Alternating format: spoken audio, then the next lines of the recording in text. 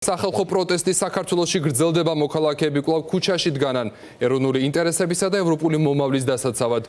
როგორია პროტესტის 46-ე დღე, ნანო ჩაკვეტაძე გვეტყვის უფრო მეც ფორმულას პირდაპირ ეთერში ნანო გისმენთ.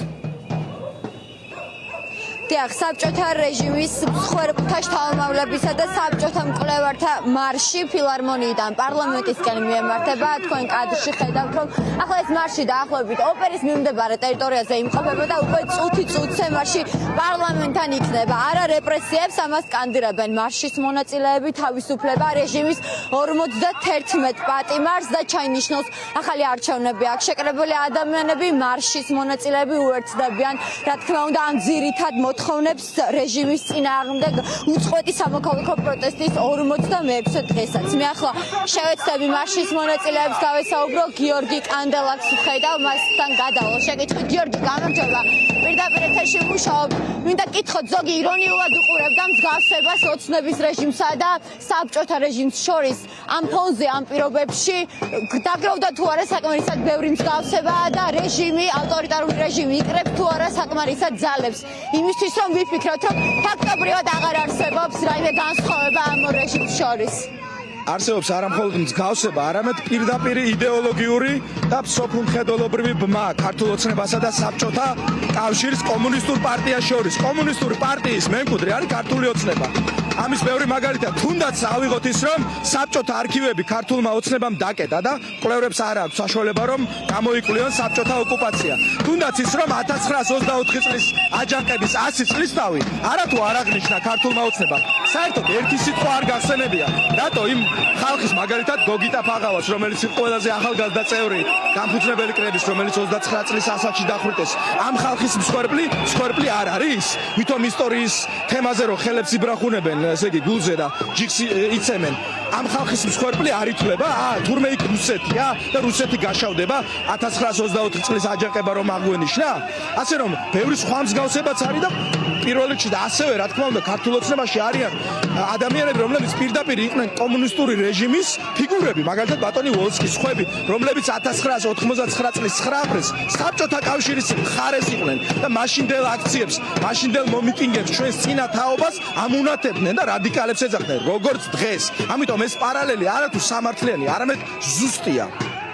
დიდი მადლობა, სხვა მონაწილეებსაც გავესაუბრები. გამარჯობა, პირდაპირ ეთერში ვმუშაობ. აგვიხსენით, გვითხარით თქვენ სპონსორზე ვინ არიან გამოსახულები და გვითხარით თქვენ როგორ ხედავთ, რა პარალელები შეგიძლიათ მსგავსებები დაინახოთ ქართული ოცნების რეჟიმსა და საბჭოთა რეჟიმს შორის, რეპრესიებს შორის.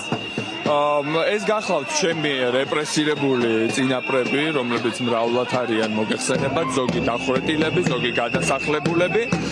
ისინი იყვნენ ბოლშევიკური რეჟიმის მსხვერპლი და ჩვენ დღეს მომსწრევად არამცუ ბოლშევიკების გადაგჯიშების, მათი აღზევების და ზუსტად არქიტექტურა დღესაც ეს აღარ არის უკვე ქართული ოცნება და რაღაც მსგავსი პარტიების სახელები და ეს აქ უკვე უადგილოა.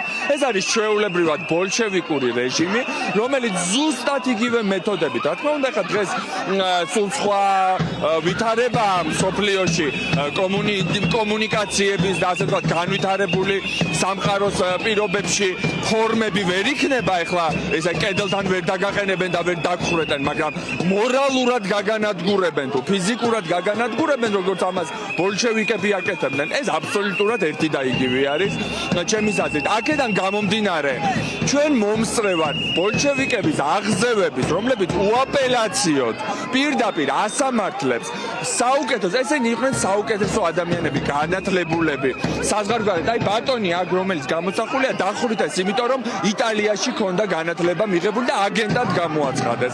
გესმით ალბათ პარალელი, თუ რისი მომსწრენი ვართ ჩვენ და ცოტა ხანში თუ სერიოზულ ზომებს არ მიიღებს სამოქალაქო საზოგადოება, ჩვენც ზუსტად იგივე რეპრესიების მომსწრევად და საბოლოოდ ალბათ ეს მივა უკვე ფიზიკურ განადგურებამდე. ბატონო, დიდი მადლობა, მე დაგიტოვებთ კადრს, არა რეპრესიებს, ამას სკანდირებენ მარშის მონაწილეები. ახლა თეატრალური უნივერსიტეტის გაფიცულ სტუდენტებს უცხადებენ სოლიდარობას მარშის მონაწილეები, სოლიდარობა სტუდენტებს სკანდირებენ მოქალაქეები თეატრალურ უნივერსიტეტთან, ისინი რამდენიმე წუთით შეჩერდებიან თეატრალურ უნივერსიტეტთან. მე გაგახსენებთ მოგეხსენებთ, რომ აქ გაფიცული სტუდენტები აგრძელებენ რეჟიმის წინააღმდეგ პროტესტს. ძალა სტუდენტებს შეახედავთ ამ ბანერებს.